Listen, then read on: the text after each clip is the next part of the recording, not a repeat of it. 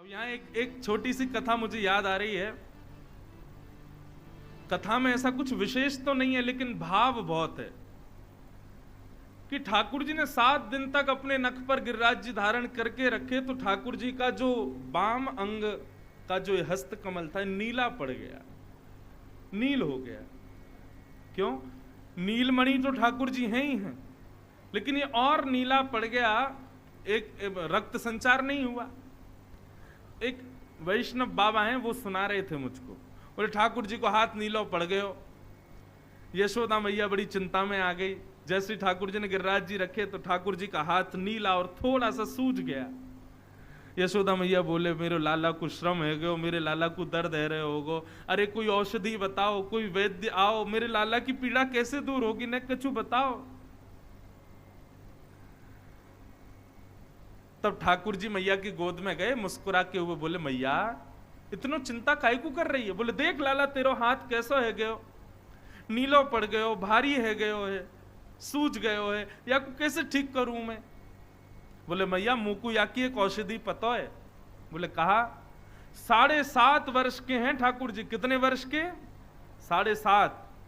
और 7.5 वर्ष के ठाकुर जी मैया से कह रहे हैं मैया तो एक काम कर, गिरिराज जी की कोई गुफा में चल के और मुंह को अपनो पयोधर पवाए दे, मुंह को अपनो दूध पिवा दे, तेरो दूध पी के मेरी पीड़ा दूर रह जाएगी।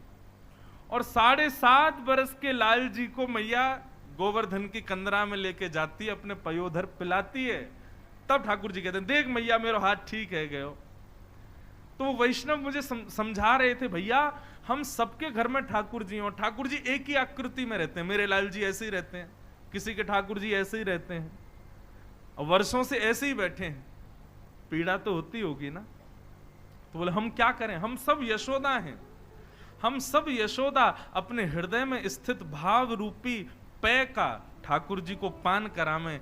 रात्रि पूरे दिन ठाकुर जी को दर्शन कराओ सबको, पर रात्रि शयन से पहले एकांत में आप ठाकुर जी के पास बैठो और अपने हृदय के सारे भाव ठाकुर जी को सुनाओ। मानो अपने हृदय का पेय दूध ठाकुर जी को पिलाओ, उससे ठाकुर जी की जो पीड़ा है, ऐसे बैठे हैं या ऐसे बैठे हैं, वो सब ठीक हो जाती है। इसीलिए हमारे ब्रज के रसिक जन कहते हैं रसिक प्रीतम हित चित्त की बातें श्री गिरधारी जी सो कहिए, तलेटी गोवर्धन की रहिए।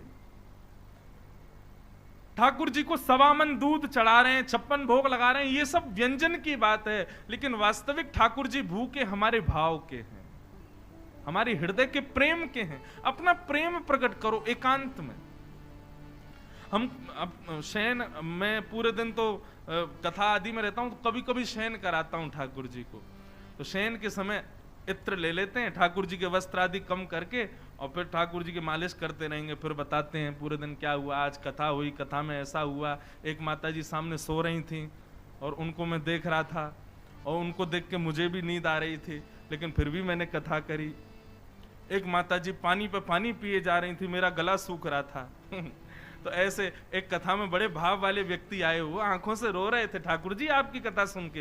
ये सब बातें उनको बताते हैं तो ऐसा लगता है मानो ठाकुर जी सुख में भर गए हो। असली पेट ठाकुर जी का अब भरा। राम सुखदास जी महाराज यही तो कहते थे, ठाकुर जी से चर्चाएं किया करो, ठाकुर जी से बैठ के वार्ताएं करो, एकांत में अपने भाव उद्गार ठाकुर जी से कहो, ठाकुर जी को वो प्रिय है। और ज्यादा कुछ नहीं कर सकते तो बस घर से बाहर जाओ या लौट करके आओ, तब ठाकुर जी से कहो ठाकुर जी हम जा रहे हैं, और लौट के आओ तो ठाकुर जी हम आ गए। बस इतनी वार्ता कर लो, इसी से ठाकुर जी प्रसन्न हैं। अपने सब भाव अपने ठाकुर जी से कहो। एक ना एक दिन ऐसा आएगा बंधुओं, ठाकुर जी प्रति उत्तर दिया करेंगे। ठाकुर जी अपने भाव आपसे कहेंगे, और वो भाव कहेंगे स्वर में सुनाई दे ऐसा जरूरी नहीं है। आपके अंदर ही भाव उत्पन्न होने लगेगा कि ठाकुर जी ये आज्ञा दे रहे हैं, और वही सत्य है। रसिक प्रीतम हित चित्त की बातें श्री गिरधारी जी सो कहिए, तलेटी श्री गोवर्धन की रही। अभी हमारा 4 दिन की एक कथा है उदयपुर में, वहां पे पूरे 4 दिन गिरिराज रसामृत श्री गोवर्धन नाथ जी का ही चरित्र है। 4 दिन तक सितंबर में है शायद। 4 दिन श्री गिरिराज रसामृत। तो वहां पे ये सब चर्चाएं और विस्तार से होंगी, नहीं तो गिरिराज जी के तो भाव इतने सारे हैं, इतने सारे हैं। सबको प्रणाम करते हैं, आगे कथा में चलते हैं। आज विवाह करना है ठाकुर जी का। हमारी ब्याह में ज्यादा रुचि नहीं है, लाल जी का ब्याह हो तो हमको ज्यादा सुख मिलता नहीं है। हम तो ठाकुर जी को ब्रज में रहे, वही में आनंद आवे। अगर हमसे कोई कहे महाराज जी खुली छूट है कथा करो, तो हम ठाकुर जी का कोई ब्याह होने ही नहीं दे। लाला तुम तो ब्रज में ही रहो, ए कन्हैया तुम ब्रज में ही विराजो, बस यहां से मत जाओ। लेकिन अब कथा का क्रम है, इतने सब सज गए सामग्री और सब सज धज के बैठे हैं। आज तो गहने दिख रहे हैं सबके। तो मैंने कि चलो अब ब्याह करते हैं। हमारी रुचि नहीं है, लेकिन लाल जी की बड़ी रुचि है। कल ते ही रो रहे हैं मैया कब ब्याह करावेगी मेरो। तो इंद्र का मान मर्दन किया। देखो श्रीनाथ जी के 3 नाम हैं, बहुत ध्यान से सुनना। श्रीनाथ जी ऐसे खड़े हैं और एक नाग आपको दिखता होगा, वो नाग ऐसे करके नीचे से ऊपर जाता है। 3 रूप एक साथ विद्यमान है श्रीनाथ जी में, गोवर्धन नाथ में। देव दमन, नाग दमन और इंद्र दमन, 3 ठाकुर जी। देव दमन यानी कि ब्रह्मा का मोह नष्ट किया। नाग दमन यानी कि कालिया नाग पर नृत्य किया, इसलिए नाग जाता है ठाकुर जी के अंग से। और इंद्र दमन मतलब गिरिराज जी धारण करके ठाकुर जी ने इंद्र दमन किया। ये जो ऐसे मुट्ठी बांध करके बैठे हैं ना, ये मुट्ठी ब्रह्मा के लिए है। ब्रह्मा तेरा पूरा ब्रह्मांड मेरी मुट्ठी में है। और देख यहाँ जेठ में मैंने अपनी कमर पे बांध रखा है, जब मन चाहेगा। एक बार ठाकुर जी ने मुंदरी चुरा ली थी राधा रानी की, तो सब सखियां बोले लाला तेरे फेंट में मुंदरी रखी है, फेंट खोल। तो ठाकुर जी बोले फेंट खोल दई ना तो सब ब्रह्मांड डामाडोल है जाएगा। मैंने पूरा ब्रह्मांड बांध रखो अपनी फेंट में। तो ठाकुर जी अपनी फेंट में ब्रह्मांड बांध के मानो अपनी मुट्ठी से ऐसे खड़े, एक भुजा ऊपर करके मानो ये इंद्र दमन, इंद्र का मान मर्दन कर रहे हैं। और यहां कंधे से एक नाग जा रहा है, इसका मतलब कालिया नाग का मर्दन कर रहे हैं। ये 3 स्वरूप एक ही ठाकुर जी में, इंद्र दमन, देव दमन, नाग दमन। और एक और बात बताएं, ये जो श्रीनाथ जी है ना, ये यशोदा के हृदय के ठाकुर जी हैं। मैंने कथा सुनाई है पूर्व में भी, पर आज एक और कह करके फिर मैं आगे चलूं। जब भगवान ब्रज छोड़ करके चले गए, द्वारिका में निवास करने लगे, 16,108 ब्याह हो गए, भगवान के अनेक संतान हो गए, तब वर्णन आता है कि कुरुक्षेत्र में सूर्य ग्रहण के समय पर द्वारिका के लोग भी गए और ब्रज के लोग भी आए। तब यशोदा मैया भगवान से सैकड़ों वर्ष बाद मिलने आई। मेरी मैया आई है ये सुनकर के द्वारिकाधीश तुरंत मचल गए। यशोदा मैया को आंखों से कम दिखाई देता है, बहुत वृद्ध हो गई मैया। भगवान की आयु इस समय 100 से ऊपर की रही होगी जबकि ये घटना है। तो सोचो यशोदा मैया की कितनी रही होगी। द्वापर में लोगों की आयु ज्यादा होती थी ना। तो यशोदा मैया का हाथ पकड़ करके ठाकुर जी लाए और मैया से बोले, मैया देख सामने देख, ये सब तेरो ही परिवार है। मैया बोली, अरे जल्दी बता लाला तेरी बहू कौन सी है। ठाकुर जी बोले, कौन सी बहू तो मिलवाऊं। बोले लाला मैंने सुनिए तेने बड़े ब्याह किए। बोले हाँ मैया 16,108 हैं और बोले सब तेरी देन है। मैया बोली क्यों।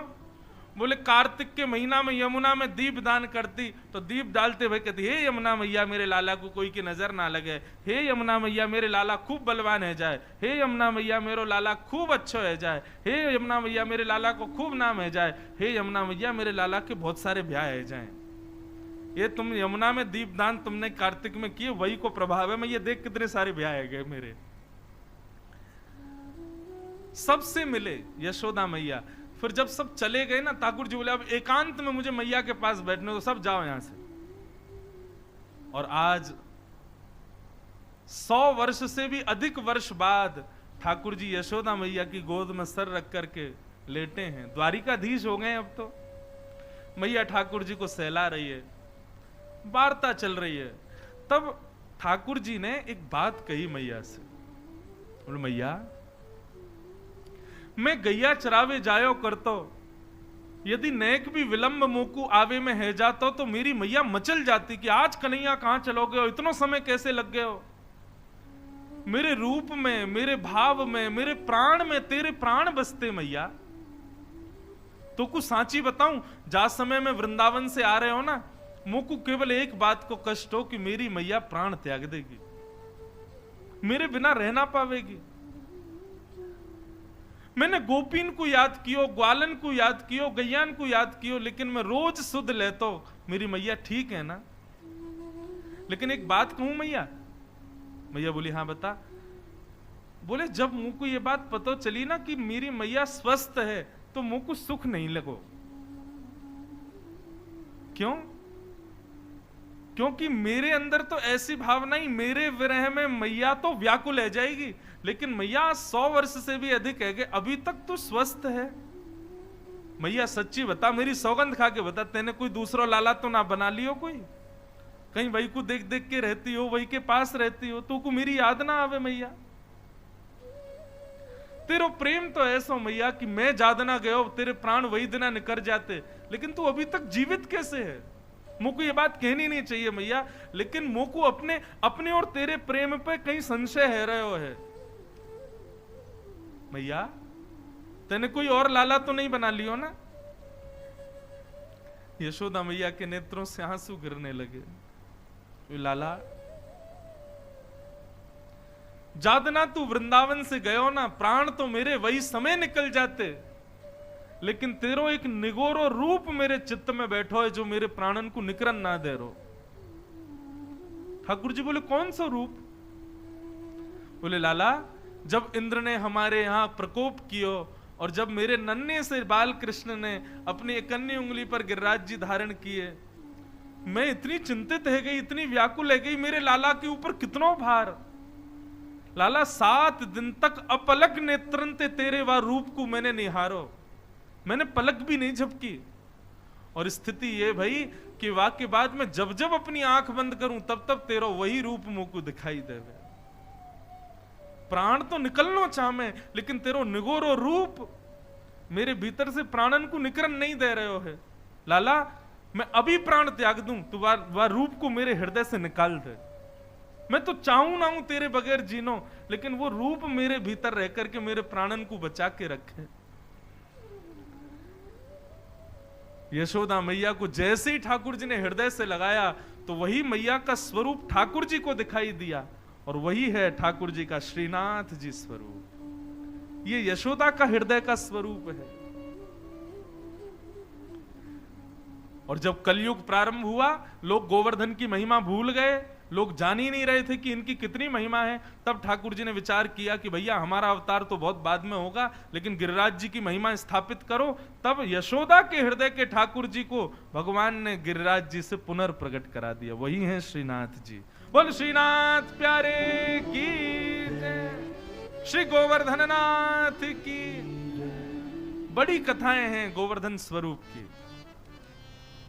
पर यह कथा भी है कि श्रीनाथ जी जो हैं ये यशोदा के, वैसे तो लड्डू गोपाल भी यशोदा के हृदय के ठाकुर जी, श्रीनाथ जी भी यशोदा के हृदय के ठाकुर जी, हाँ त्रिभंग लली किशोरी जी के हृदय के ठाकुर जी।